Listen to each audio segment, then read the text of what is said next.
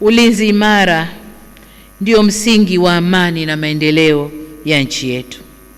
Kauli mbiu hii inaakisi ukweli kuwa hakuna maendeleo bila amani. Sasa Jeshi la Wananchi wa Tanzania, kiwa chombo muhimu cha ulinzi wa ndani na nje ya nchi, linategemewa kuendeleza usalama na amani ili wananchi waweze kushiriki kikamilifu katika shughuli za maendeleo. Kwa muktadha huo, niwatake muitumie kauli mbiu hiyo kuendelea kuimarisha ulinzi wa taifa letu. Wito wangu kwenu, msikubali jeshi letu kuchafuka. Hatupaswi kumwacha au kumlinda mtu yoyote mwenye cheo kikubwa au kidogo kugeuza taasisi yetu ya ulinzi kuwa chombo cha mashinikizo ya kisiasa. Chombo hichi tofauti na siasa. Hiki chombo, iwe kuna CCM kwenye serikali, kuwe kuna Chadema, kuwe kuna chama gani, hiki chombo kipo tu kwa ajili ya kulinda nchi na wananchi wa nchi hii. Kwa hiyo siasa na chombo hiki ni tofauti.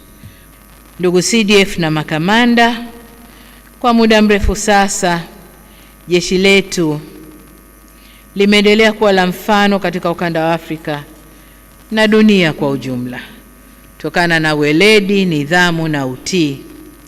Ili kuendelea kuwa jeshi imara na la mfano, ni muhimu kuwekeza katika mafunzo na mazoezi yanayoendana na matishio ya kisasa na matumizi ya teknolojia mpya.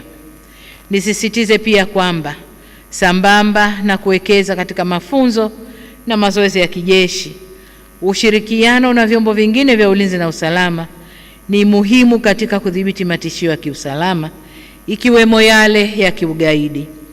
Kila chombo kina majukumu yake, lakini dhima kuu ni ulinzi wa uhuru wetu, mamlaka na heshima ya nchi yetu.